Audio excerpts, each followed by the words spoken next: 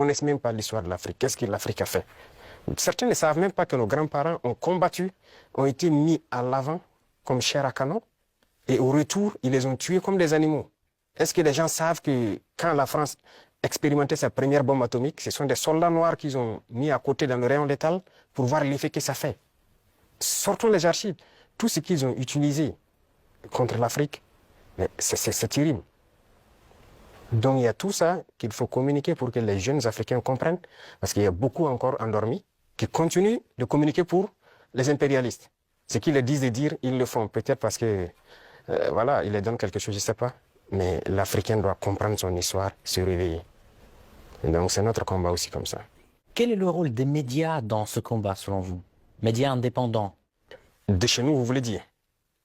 Les médias devraient beaucoup participer à nous aider. Mais vous voyez que nos médias, même, il y a certains médias qui sont des médias impérialistes. Ils ne sont assis que lorsque les médias européens, lorsqu'ils disent quelque chose, et ils reprennent. Et ils accentuent. Il y a plein de médias dans nos pays qui combattent même les régimes comme notre régime. Et ils passent leur temps aussi à raconter les mêmes balivernes que les médias occidentaux racontent. Mais c'est honteux. Si des Africains se comportent comme ça, c'est très honteux. J'imagine qu'il doit avoir honte de se regarder à la glace le soir. Si tu es payé pour raconter des mensonges sur le noir, c'est très grave. Donc, on est en train de conscientiser. Au Burkina Faso, si vous voyez, actuellement, beaucoup de médias accompagnent la dynamique, participent à conscientiser la jeunesse à travers des débats et tout. Donc, c'est ce que nous souhaitons vraiment pour les médias. Pensez-vous que notre média puisse aussi jouer son rôle dans ce combat? Bien sûr, beaucoup. Il faut jouer un rôle très important parce que, vous savez, je l'ai dit en 2023 à Saint-Pétersbourg, et je le répète encore aujourd'hui, la Russie a contribué à sauver le monde. L'Afrique a contribué à sauver le monde. Il faut le dire. Il faut que les jeunes le comprennent. Que tout ce qui se raconte dans les films Hollywood, c'est faux. Ce n'est que du mensonge. C'est la même chose. La guerre du Vietnam. Aujourd'hui, on voit, l'histoire est tronquée. Mais il faut communiquer. Vous voyez, moi, ils n'aiment pas que je parle. On trouve que je parle trop et tout. Pour que je me taise, pour qu'eux, ils parlent et que leur version passe. Non. Moi, mon plus grand regret, c'est d'avoir passé une bonne partie de ma jeunesse à écouter des radios comme RFI, France 24. J'ai été dans des pays où ces radios étaient fermées. Mais on prenait des applications, on enregistre leur journal pour écouter. Mais à partir d'un moment, il y a un déclic. Et je commence à comprendre qu'ils conditionnent nos cerveaux pour accepter ce qu'eux, ils veulent. C'est leur narratif qu'ils veulent qu'on apprenne. Et depuis ce temps, moi, je commence à faire la part des choses. Et j'ai compris que c'est très dangereux ce qu'ils font. Et aujourd'hui, plus que jamais, je me rends compte qu'ils ont conditionné l'esprit, surtout des Africains. Donc vous pouvez participer beaucoup à éveiller les consciences de la jeunesse pour que les gens comprennent comment fonctionne le monde et ne pas se laisser embarquer par ces gens-là. Jusqu'aujourd'hui, au Burkina Faso, c'est l'or qui est le premier produit d'exportation.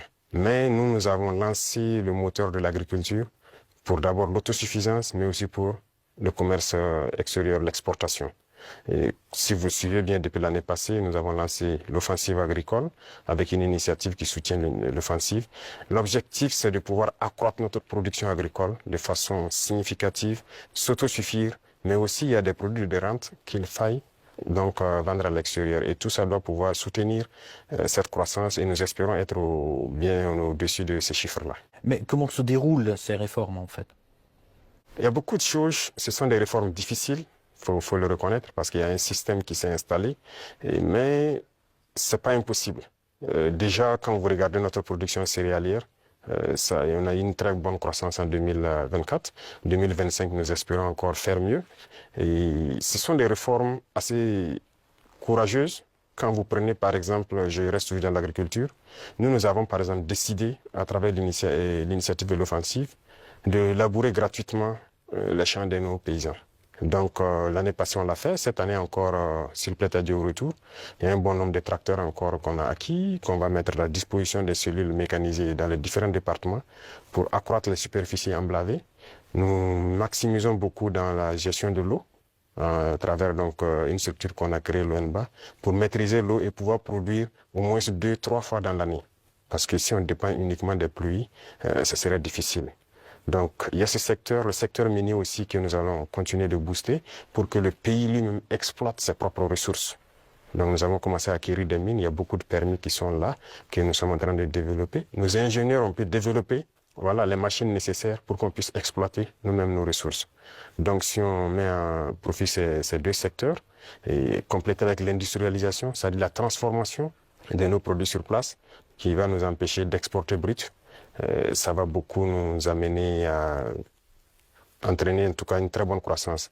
Donc ce sont ces réformes qui sont en cours, l'agriculture, l'industrie et voilà, et beaucoup de secteurs. Pensez-vous que la Russie puisse apporter son soutien pour la mise en place de ces réformes? Bien sûr, bien sûr. Beaucoup de soutien et comme rien que la formation technique et professionnelle, c'est déjà une très bonne chose. Si nous payons des industries, il faut bien des gens qui vont les entretenir et les faire marcher. Et la Russie nous aide dans ce volet. C'est pourquoi je dis que nous avons une très bonne coopération avec le ministère de l'Éducation. Ils vont nous permettre de former des techniciens, des ingénieurs qui vont pouvoir entretenir tout ce que nous faisons, mais créer nous-mêmes nos propres unités industrielles. Donc ça, c'est très important pour nous. Et dans le commerce aussi, comme je l'ai dit tout de suite, avec la Russie, ça se passe très bien. Et il n'y a pas de raison qu'on ne puisse pas approfondir tout ça. Parlons un tout petit peu de la sécurité. Quelle est la situation sécuritaire actuellement dans votre pays et d'ailleurs dans la région? Oui, dans la région, comme vous savez, la situation sécuritaire, en tout cas, nous essayons d'évoluer sur le champ de bataille. Ça, c'est la première des choses parce qu'il y a plusieurs facteurs qui rentrent en ligne de compte. Sur le champ de bataille, il y a de l'évolution. Si on prend de 2023 aujourd'hui, nous avons pu récupérer beaucoup de zones que nous avons pu pacifier. N'empêche que l'ennemi se renforce aussi. Il y a beaucoup de combattants étrangers qui rejoignent le rang des terroristes. Est-ce que vous pouvez préciser, vous parlez de quoi?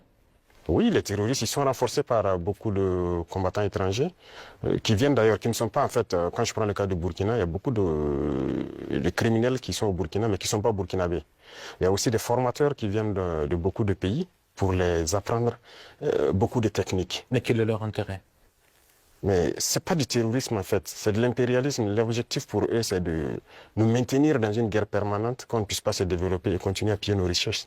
Et donc, ils ont tout intérêt à amener des spécialistes dans les mines pour poser divers types de mines, des spécialistes en explosifs. Aujourd'hui, les terroristes utilisent des drones pour faire le combat et tout. Donc, ce sont des professionnels venus donc, de certains pays qui viennent les apprendre tout ça. Tout ça, c'est pour continuer à nous maintenir dans une situation d'insécurité. Mais nous prenons la mesure de la chose, nous nous adaptons à chaque fois à leur mode d'action et nous continuerons le combat jusqu'à récupérer l'entièreté du Sahel. Y a-t-il des pays concrets qui financent ces combattants? Tous les pays impérialistes financent ces combattants. Voilà, ils sont nombreux. On ne peut pas les citer voilà, individuellement. Il y en a qui sont même cachés, qu'on ne peut pas imaginer. Mais ils sont nombreux. Ils sont nombreux. Il y a ceux qui ne sont pas cachés, qui le déclarent ouvertement. Je parle du récent scandale avec le soutien du terrorisme au Mali. Quel regard portez-vous sur ce qui s'est passé en fait au Mali? Oui, c'est malheureux, ils l'ont déclaré ouvertement, qu'ils soutiennent les terroristes. Et nous avons aussi pu remarquer effectivement, avec un certain nombre de technologies que les terroristes ont pu avoir, que ça vient d'eux. C'est malheureux, c'est très malheureux, mais toujours est-il qu'on ne s'apitoie pas sur notre sort. Et nous avons pris la mesure de la chose, nous allons nous adapter, nous allons les combattre et ils ne pourront pas vaincre. C'est ça le plus important pour nous. Comment se poursuit la coopération humanitaire entre le Burkina Faso et la Russie? Ça se poursuit très bien. Je pense qu'il y a beaucoup d'échanges sur beaucoup de volets. Quand je prends le domaine donc, de la santé, parce qu'on a toujours des déplacés qui sont là. Et quand on dit un camp de déplacés, ça veut dire qu'il y a des situations sanitaires souvent compliquées.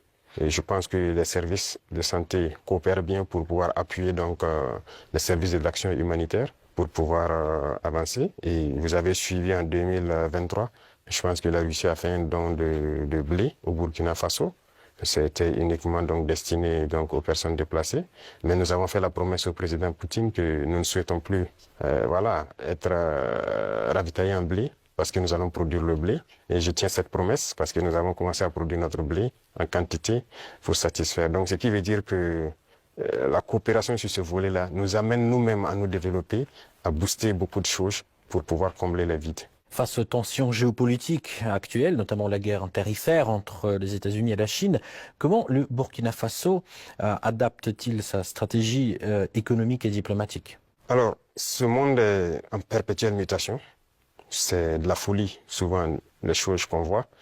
Et il faut rester aux aguets et pouvoir s'adapter à tout moment.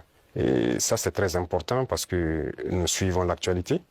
Et il y a une bataille économique un peu partout. Mais a priori, nous commerçons avec la Chine sans problème. Nous achetons beaucoup de choses de la Chine et les Chinois aussi achètent beaucoup de choses chez nous. Il y a des entreprises chinoises qui s'installent chez nous, malgré le fait que les gens ont essayé de dénigrer le Burkina Faso. C'est pareil avec la Russie actuellement.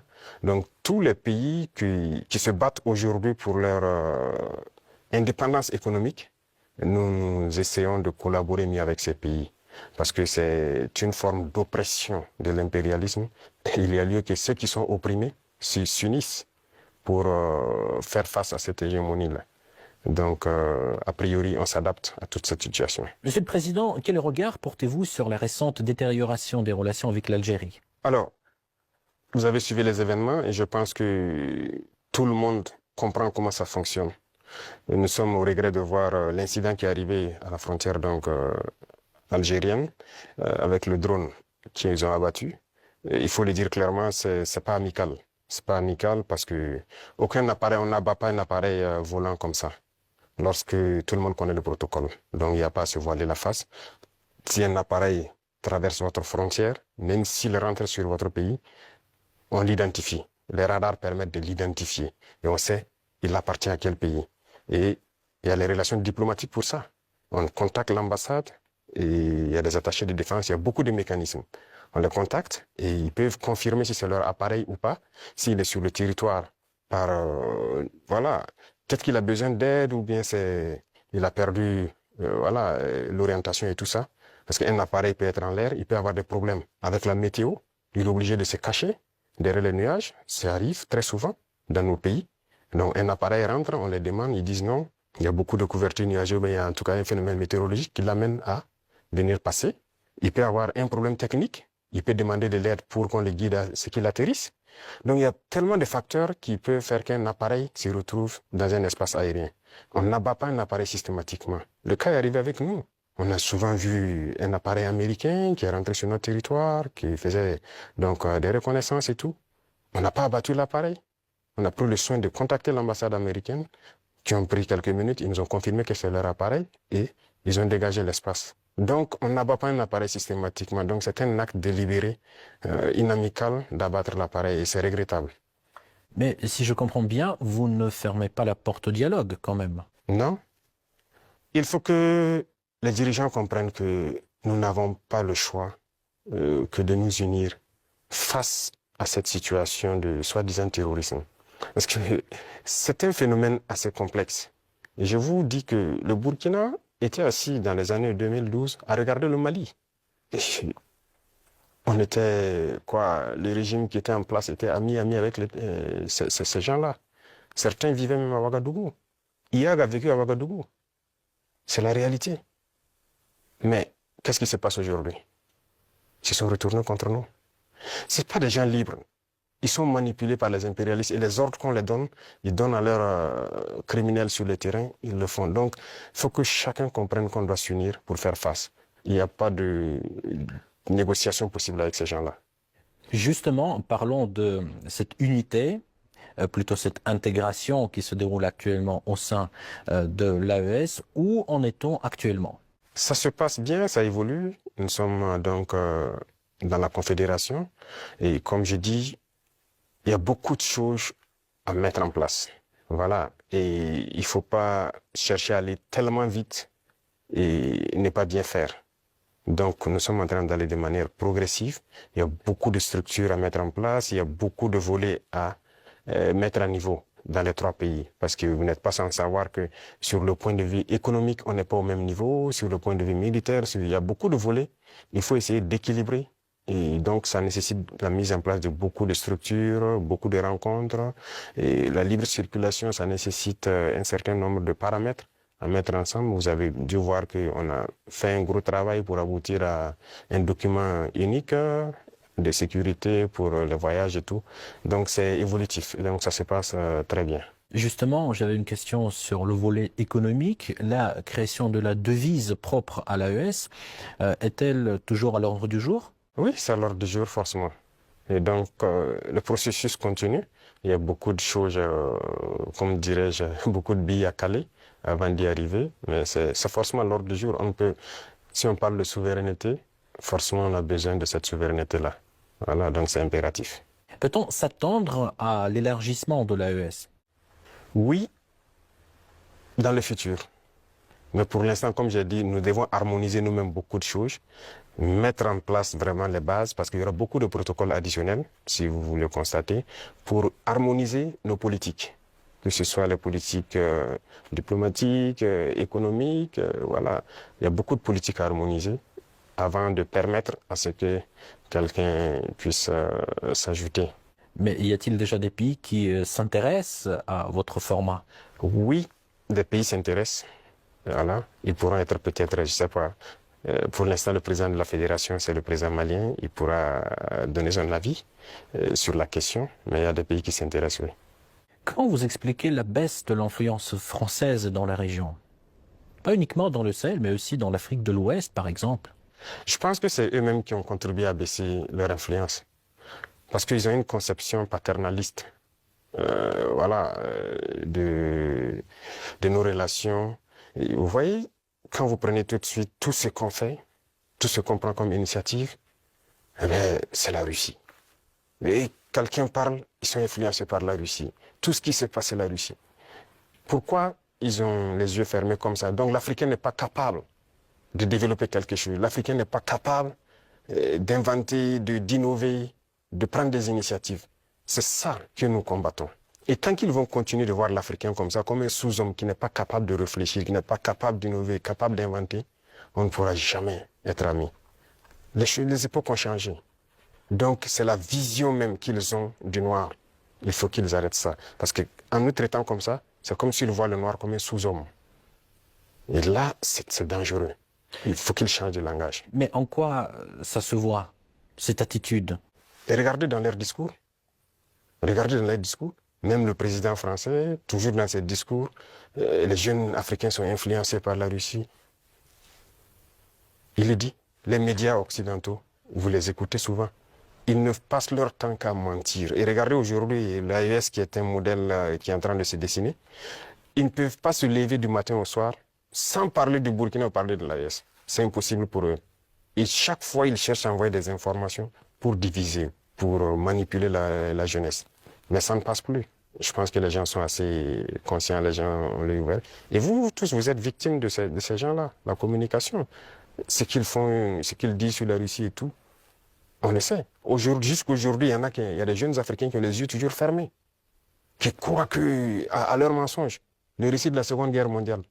J'écoutais la dernière fois, quelqu'un disait que à la fin de la guerre, dans les 10 années qui ont suivi, si on demandait en Europe qui a gagné la guerre, les gens disaient c'est la Russie. Mais aujourd'hui, si vous demandez en Europe qui a gagné la guerre, ils vont dire que ce sont les Occidentaux. Par la communication, ils ont réussi à renverser l'histoire. Et l'histoire africaine aussi, ils ont tout manigancé pour faire passer les mensonges. Et ça fait que les jeunes Africains, certains ne connaissent même pas l'histoire de l'Afrique. Qu'est-ce que l'Afrique a fait? Certains ne savent même pas que nos grands-parents ont combattu, ont été mis à l'avant comme chair à canon. Et au retour, ils les ont tués comme des animaux. Est-ce que les gens savent que quand la France expérimentait sa première bombe atomique, ce sont des soldats noirs qu'ils ont mis à côté dans le rayon létal pour voir l'effet que ça fait? Sortons les archives. Tout ce qu'ils ont utilisé contre l'Afrique, c'est terrible. Donc il y a tout ça qu'il faut communiquer pour que les jeunes Africains comprennent, parce qu'il y a beaucoup encore endormis qui continuent de communiquer pour les impérialistes. Ce qu'ils disent de dire, ils le font. Peut-être parce que, voilà, ils les donnent quelque chose, je ne sais pas. Mais l'Africain doit comprendre son histoire, se réveiller. Et donc c'est notre combat aussi comme ça. Quel est le rôle des médias dans ce combat, selon vous? Médias indépendants? De chez nous, vous voulez dire? Les médias devraient beaucoup participer à nous aider. Mais vous voyez que nos médias, même, il y a certains médias qui sont des médias impérialistes. Ils ne sont assis que lorsque les médias européens, lorsqu'ils disent quelque chose, et ils reprennent. Et ils accentuent. Il y a plein de médias dans nos pays qui combattent même les régimes comme notre régime. Et ils passent leur temps aussi à raconter les mêmes balivernes que les médias occidentaux racontent. Mais c'est honteux. Si des Africains se comportent comme ça, c'est très honteux. J'imagine qu'il doit avoir honte de se regarder à la glace le soir. Si tu es payé pour raconter des mensonges sur le noir, c'est très grave. Donc, on est en train de conscientiser. Au Burkina Faso, si vous voyez, actuellement, beaucoup de médias donc, accompagnent la dynamique, participent à conscientiser la jeunesse à travers des débats et tout.